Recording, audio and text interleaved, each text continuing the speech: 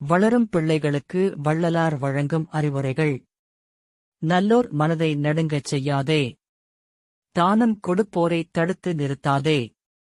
மனமொத்த நட்புக்கு வஞ்சகம் செய்யாதே. ஏழைகள் வயிறு எரியச் செய்யாதே. பொருளை இச்சித்து பொய் சொல்லாதே. பசித்தோர் முகத்தை பாராதிராதே. இறப்போர்க்கு பிச்சை இல்லை எண்ணாதே. குருவை வணங்க கூசி நிற்காதே. சாதி, சமயம் முதலிய வேறுபாடுகள் கூடாது. எவ்வுயிரையும் தம் உயிர் போல் எண்ணி ஒழுகும் ஆன்மநேய ஒருமைப்பாடு உரிமை கடைப்பிடிக்க வேண்டும். ஏழைகளின் பசி தீர்த்தலாகிய ஜீவகாருண்ய ஒழுக்கமே மோட்ச வீட்டின் திறவுகோள். புராணங்களும் சாத்திரங்களும் முடிவான உண்மையை தெரிவிக்க மாட்டா. மூடப்பழக்க வழக்கங்களை ஒழிக்க வேண்டும்.